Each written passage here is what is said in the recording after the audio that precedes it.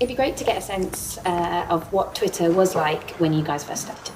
So we were in an office, still in central London, but it was a serviced office. And imagine if you were to write a sitcom about a young, vibrant office. It was a bit budget, wasn't it? It was a little bit budget. Like a basement office. You couldn't always guarantee that you'd had a desk. There was one toilet. Yeah, that was quite frustrating. We had mice. We had mice. I had to deal with the mice. I remember picking up a pack of crisps and the crisp just fell straight through. Yeah. We were probably 30, 40. It was quite overcrowded with people, so if someone needed to go to the toilet, the whole rows, like an aeroplane, had to stand up. But yeah, it was cool. We were just sort of all ramshackled together in one place. There was basically no escape, but in a positive way.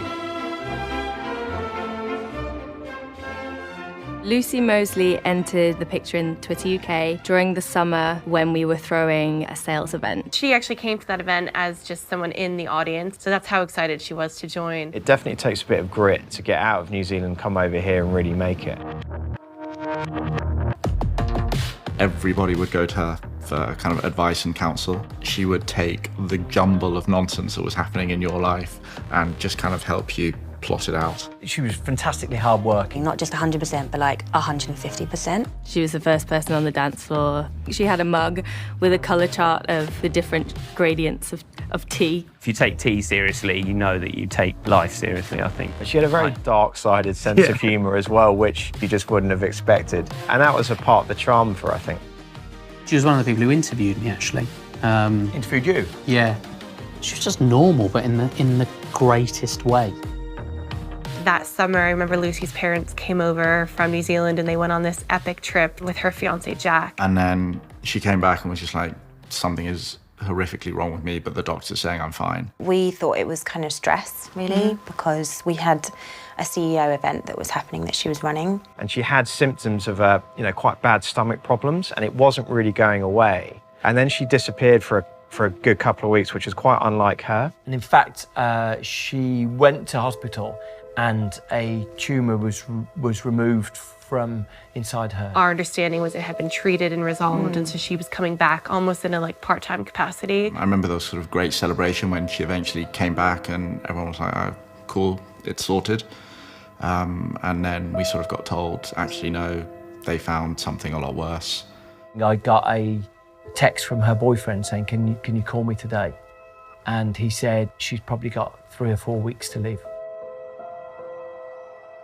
And I just remember feeling how surreal it was because she was running months before. Fit as hell. She did a charity run while she even clearly had cancer but didn't know. You just feel so helpless at certain times, and I think that's where we then decided from there what we could do. Because she didn't need anything. She didn't need anything. Yeah. There was no way we could help. And that's the thing, because you couldn't send flowers or chocolate or do anything as you think you would do. How do we celebrate and make sure Lucy was having a good time as much as she could? So I sent an email to the whole of the UK office and said, hey guys, can anyone knit?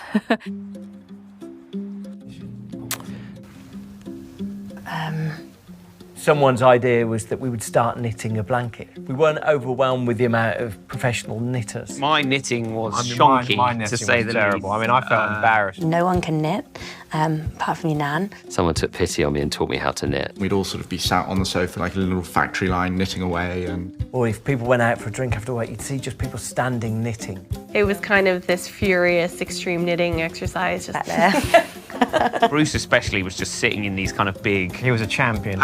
meetings, just knitting on the tube. Yeah, I still think he loves a bit of knitting. I think he does love a bit of knitting. There's a strange thing about working with your hands, where you feel like you're knitting someone back into good health, right? So, every stitch that people were doing, and quite often we had to redo stitches and tidy it up. It was quite a cathartic action, actually. And in our heads, it was going to be this beautiful, pristine, It ended up being a blanket that could probably fit about 10 people under it.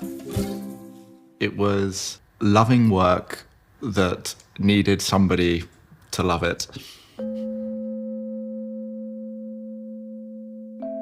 During the whole time that Lucy was ill, we were just waiting, for anything.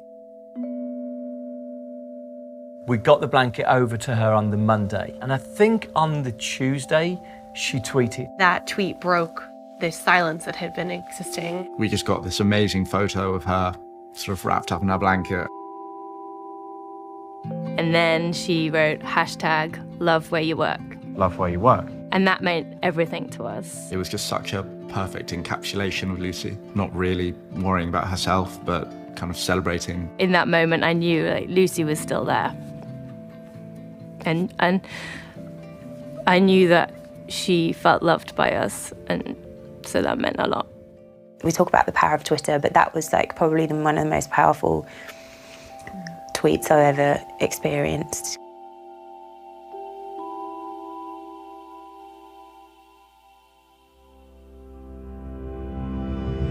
The hashtag for me has always been filled with warmth and love and happiness. So we, I think, as a team started to use it. People started to use it in different ways. It became this kind of hashtag of strength. Just started to get associated with any moment that we feel proud to work at this company. People around the world, at Twitter at least, started using it. And I don't know whether they were even familiar with where it came from. It didn't really matter, but it kind of evolved in a very organic way.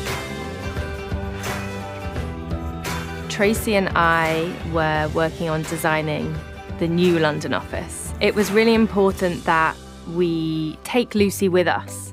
I was feeling the pressure of finding a way to memorialise Lucy, and a person that I'd never met but meant a lot to the London team. I thought a great way to find out more about her would be to go through her Twitter feed and just to get to know her as a person. And it was almost like it just jumped out at me straight away. That's the thing.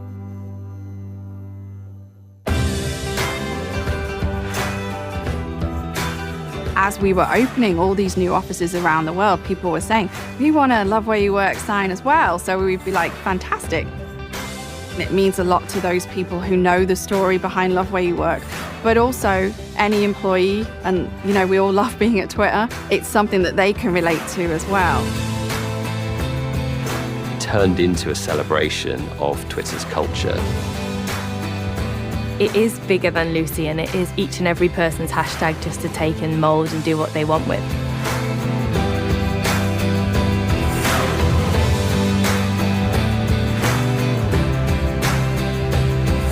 If I see it on a tweet from somebody in one of the other offices, and even if I've never met that person, I know that there is that bond between us.